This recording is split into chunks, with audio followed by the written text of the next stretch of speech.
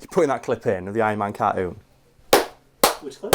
The cartoon, don't you remember that? I am Iron Man. You don't remember the cartoon for him? No. He's fucking put it in because the introduction song for the Iron Man cartoon was so sick, and I always got annoyed they never put it in.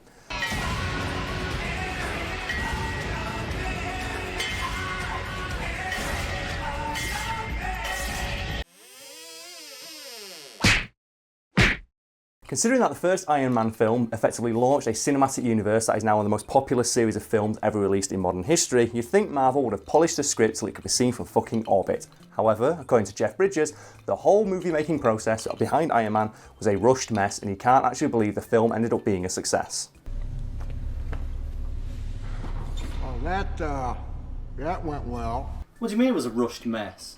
Well, according to a 2009 interview with Jeff Bridges, he revealed that for virtually all of production, the script was either in the process of being rewritten or completely absent.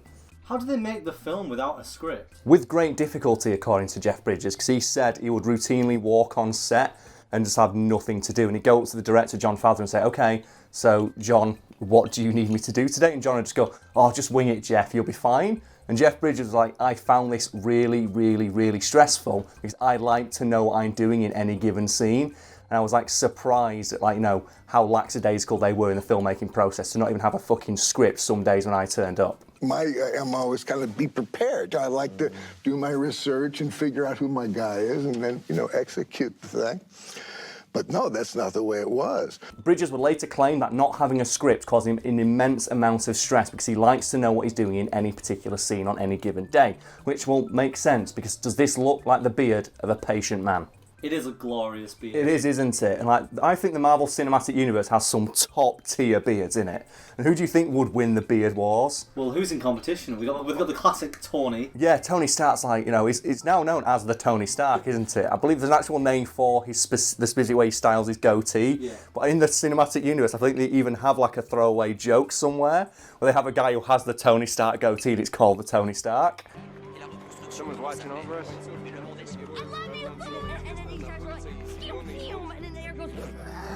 And then you got Jeff Bridges, but then, of course, we've got Daddy Steve. Remember the first reveal of Steve Rogers with the beard, and I was like, oh my god. I was in the cinema, and I watched that scene, and when he turned up, women in the audience literally screamed at when Daddy Steve appeared on screen. So, there's some other beards, though, isn't there? I'm missing, no, Thor. Oh, yeah. You have to get Thor's beard. Oh, man. The Hulk even gets a bit of stubble as well, doesn't he? Thor Ragnarok. Yeah, he does. The Hulk gets that little bit of stubble. Hulk like fire, Thor like water, Well, kind of both like fire. and Hulk like real fire. Imagine the Hulk with a Tony Stark beard. Oh, my God. He'd just turn into Maestro. That'd be fucking sick. I want to see the Hulk with a beard. It's so we've got the Hulk's beard, we've got Thor's beard, which is literally a godly beard. But then again, Jeff Bridges' beard is also quite godly. I don't actually know who would win. Does Kurt Russell have a beard? I can't remember. Was he clean shaven? No, I think he does have a beard when he's older. Yeah, so Kurt Russell's beard is also good. Who would win the beard wars? Help us, audience. Who do you think wins the Marvel beard wars? I genuinely can't decide, because my money was originally on Thor's beard until I remember that Kurt Russell has one.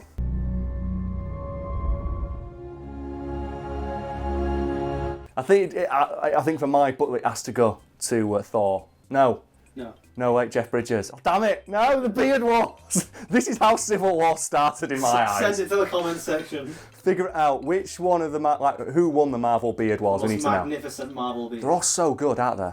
Bridges will later liken the making of the first Iron Man movie to a $200 million student film and is convinced that the only reason the film was a success is based purely on the strength of Robert Downey Jr.'s portrayal of the character and his improvisational skill.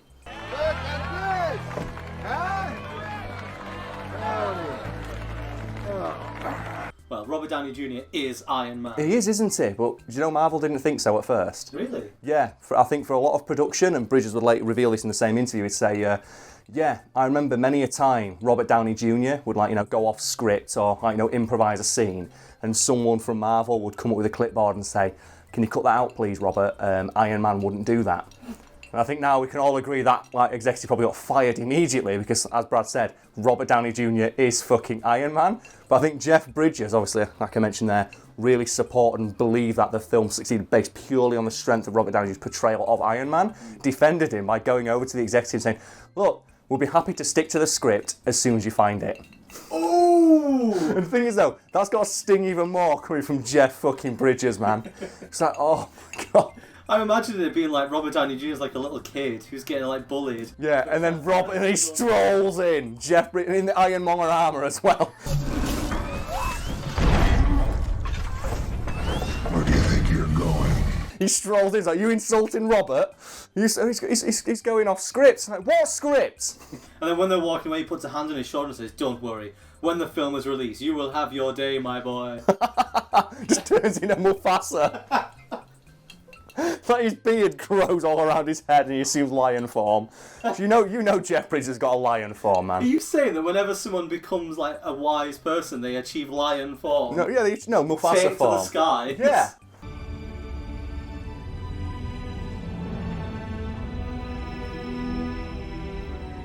So I think that's one of the strongest images from that. It's just like the idea of someone appearing in the clouds, like a smiley face, like... So Robert Downey Jr. was good at the improvising, but Bridges wasn't. No, and what happened was, before takes for a day, if they didn't have a script, what Robert Downey Jr. would do is he'd walk Bridges through a scene, and occasionally they'd swap characters. So Robert Downey Jr. could hear his interpretation of what he thought Obadiah Stane would do in that scene. Eventually Bridges got more comfortable with improvising himself. By the end of production, he said, I really started to enjoy it. It was a lot of fun. Like, based almost entirely on his experience of working with Robert Downey Jr. That would have been a very different film if he'd had the two of them in the Oh other my role. God. The thing is, I think old-ass Tony could work. Yeah. And now what Robert Downey Jr. is getting on a bit, isn't he?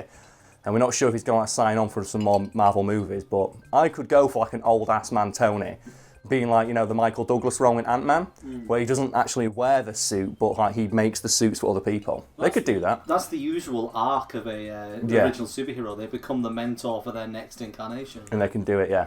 But we'll see, eh? We'll see after Infinity War Part 2, see what happens. See what actually happens. After being reassured by Jon Favreau that everything would be alright, Bridges eventually eased into the role of Obadiah Stane and eventually started to enjoy making the movie, which you'd think wouldn't have been as difficult for someone who played the fucking dude, but whatever. I'm the dude. That or his dudeness or duder or, El Duderino if you're not into the whole brevity thing.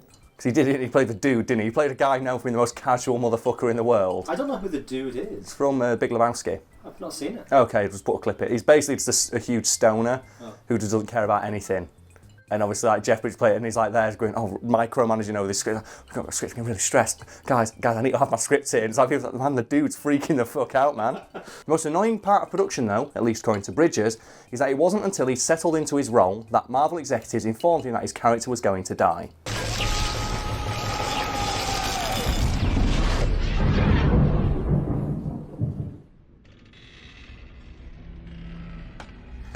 I thought his character was always supposed to die. Not initially, according to an early draft of the script. Like, the Ironmonger arm was supposed to get ripped open at the end of the film and reveal that Obadiah Stane's body wasn't inside of it, meaning that he'd escaped somehow and survived his fight with Iron Man and could obviously potentially come back in another film as a villain.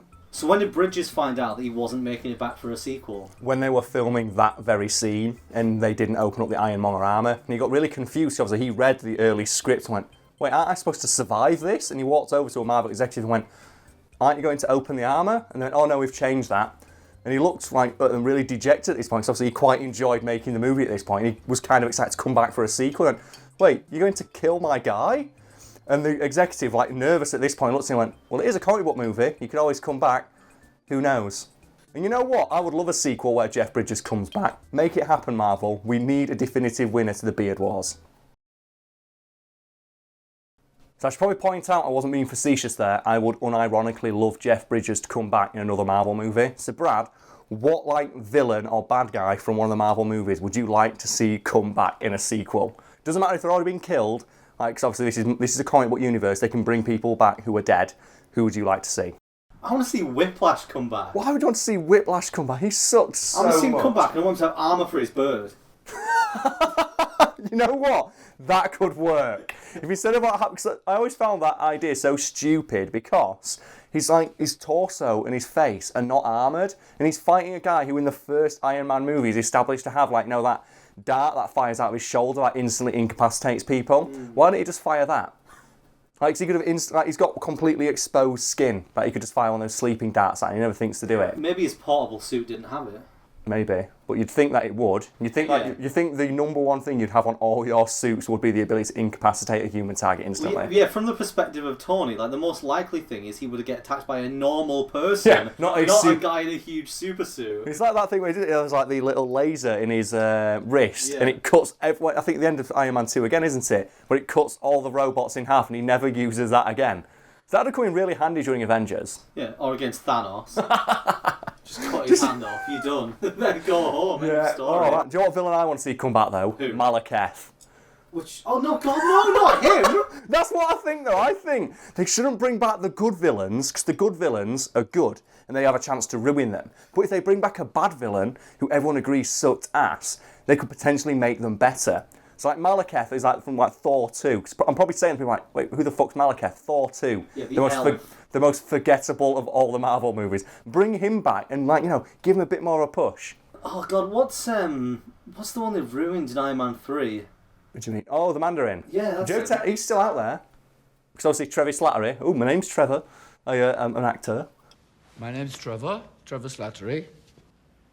Don't hurt the face, I'm an actor. I think it's Hail to the King, a short movie. People might not know about this. There's a short movie that reveals that the real Mandarin does exist, right, and he is out there. There's somebody who wants to meet you. Do I know him? No. But you took his name, and now he wants it back.